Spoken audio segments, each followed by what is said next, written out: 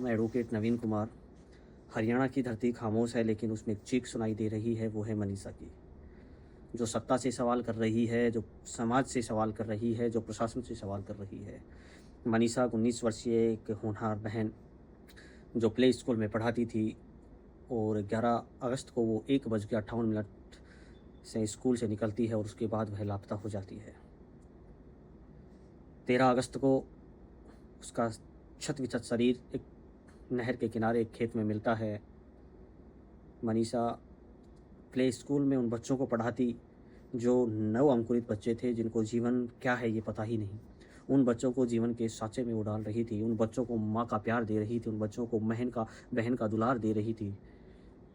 आज वो बच्चे अपनी मनीषा दीदी की राह देख रहे हैं। जिस बोर्ड के ऊपर मनीषा ने उनको एप्पल का चित्र बना के समझाया होगा कि ये एप्पल है, ये मैंगो है, वो बच्चे आज उस बोर्ड को देखकर सवाल पूछ रहे होंगे कि मनीषा दीदी तुम कब आओगी? लेकिन जवाब खामोशी है। पोस्टमार्टम की जब रिपोर्ट आती है तो उसमें एक शब्द लिखा होता है, शायद केमिकल, शायद दुष्कर्म, शायद सरिये से आंखें निकाली गई, शायद शरीर के और भी अंग गायब। लेकिन मैं पूछना चाहता हूँ कि क्या ये शब्द जो शायद है, ये शायद क्या मनीषा को लौटा पाएगा? क्या उन बच्चों को उनकी दीदी वापस लौटा पाएगा? क्या उस परिवार को उसकी बेटी वापस लौटा पाएगा? क्या उस माँ को उसकी लाडली वापस लौटा पाएगा? क्या उस भाई को जिसकी कलाई सूनी हो गई, क्या वो वापस लौटाएगा? शायद शब्द शायद नहीं। लेकिन मनीषा को बचाया जा सकता था, मनीषा को उसके परिवार को लौटाया जा सकता था, मनीषा की ज़िंदगी को बचाया जा सकता था। लेकिन पुलिस की संवेदनहीनता ने मनीषा की हत्या की। जब 11 अगस्त को मनीषा गायब हुई तो उसके परिवार वाले थाने जाते हैं और थाने में कहते हैं कि साहब हमारी बेटी गायब है। तो पुलिस की संवेदनहीनता का स्तर देखिए। उन्होंने कहा कि लड़की है, भाग गई होगी, 2 दिन 3 दिन में घूम कर वापस आ जाएगी। क्या किसी लड़की की ज़िंदगी इतनी सस्ती है? अगर पुलिस प्रशासन समयबद्ध तरीके से समय पर कार्रवाई कर देता तो मनीषा आज हम सबके बीच में होती। आज 8 दिन होने को है, मनीषा के हत्यारों की कोई सुराग नहीं है, कोई सूचना नहीं है, कोई गिरफ्त में नहीं है। हरियाणा के हर गांव में आज जस्टिस फॉर मनीषा की आवाज़ गूंज रही है। हरियाणा के गांव में सन्नाटा है, बाज़ार बंद हैं और सब लोग यही कह रहे हैं कि हमारी बेटी को न्याय दीजिए। हरियाणा वो धरती है जहां से बेटी बचाओ बेटी पढ़ाओ की शुरुआत हुई थी, रेवाड़ी से। और आज उसी हरियाणा में एक बेटी न्याय मांग रही है जो अब इस दुनिया में नहीं है। हरियाणा में उस बेटी के न्याय के लिए आज 8 दिन से धरना चल रहा है। उस बेटी का अभी तक अंतिम संस्कार भी नहीं हुआ है। लेकिन ना सत्ता की नींद टूटी है, ना प्रशासन की नींद टूटी है, ना समाज की नींद टूटी है। राष्ट्रीय मीडिया में ये खबर गायब है, बल्कि शायद इससे दर्दनाक मौत, दर्दनाक हत्या हमारे देश में अभी तक नहीं हुई। मैं तो यही पूछूंगा कि क्या प्रशासन उन बच्चों को जवाब देगा कि उनकी दीदी की हत्या किसने की और जिम्मेदार कौन है? क्या प्रशासन जिम्मेदारी लेगा और उन बच्चों को बताएगा कि उनकी दीदी की हत्या पुलिस प्रशासन के कारण हुई है? अगर वो समय पर कार्रवाई कर देते तो उनकी दीदी आज उन बच्चों को जीवन जीने की जो प्रथम पाठशाला है, जो प्रथम कक्षा है, उसमें पढ़ा रही होती, उन बच्चों को सपने दिखा रही होती, उन बच्चों के चेहरे की मुस्कान होती।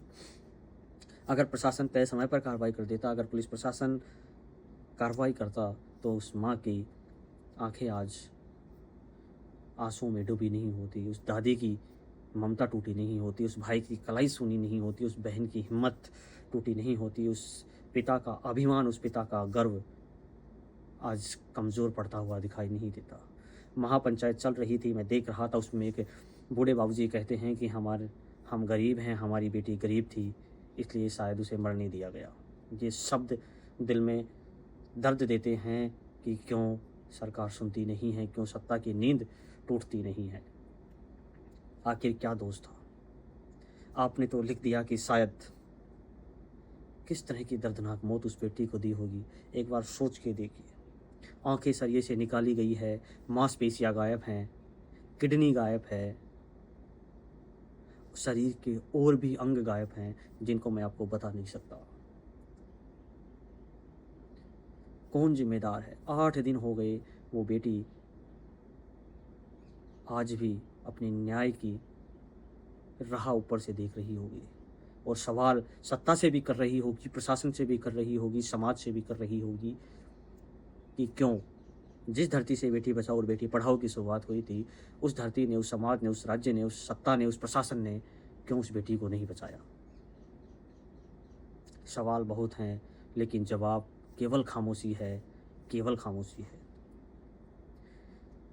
मनीषा आज भगवान के पास है। हम तो उसको यही कह सकते हैं कि हम तुम्हारे न्याय के लिए लड़ेंगे और हम जिस तरह का ये वातावरण सत्ता का है, जिस तरह का कार्रवाई प्रशासन की है, तो जिस तरह मनीषा बहन आपकी पोस्टमार्टम रिपोर्ट में शायद सब लिखा है, तो हम भी यही कह सकते हैं कि शायद ये सत्ता, ये प्रशासन शायद ही हमारी बहन बेटियों के लिए सुरक्षित वातावरण उपलब्ध करवाए, शायद। लेकिन फिर भी हम पूरी जिम्मेदारी के साथ तुम्हारे न्याय के लिए लड़ेंगे और तुम्हारी चीखें इस प्रशासन की और सत्ता की नींदें तोड़ेंगी और तुम्हें न्याय मिलेगा।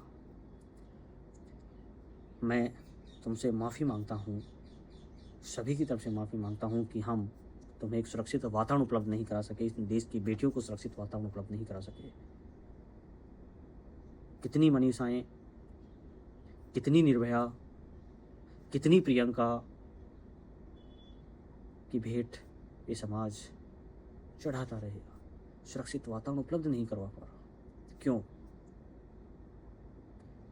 बहुत सवाल है, लेकिन जवाब कुछ भी नहीं है, केवल खामोशी है, केवल आंखों में गुस्सा है। कहें तो किससे कहें, जिम्मेदार व्यक्ति सोए हुए हैं, सत्ता सोई हुई है, प्रशासन सोया हुआ है। चारों तरफ हरियाणा में आवाज़ है जस्टिस फॉर मनीषा। मेरा आप सबसे भी निवेदन है कि सोशल मीडिया पर आप भी जस्टिस फॉर मनीषा कैंपेन का हिस्सा बने और उस बेटी को आप न्याय दिलाएं जो अब इस दुनिया में नहीं है। उस परिवार को न्याय दिलाएं जो अपनी बेटी की न्याय के लिए लड़ाई लड़ रहा है। उस बहन की हिम्मत के लिए आप इस लड़ाई में साथ दीजिए, उस भाई की कलाई के लिए आप उस लड़ाई में साथ दीजिए। अंत में जीत होगी और हत्यारे पुलिस के गिरफ्त में होंगे और हम मांग करते हैं कि ऐसे हत्यारों को फांसी की सज़ा दीजिए, तभी मनीषा को न्याय मिलेगा। नमस्कार।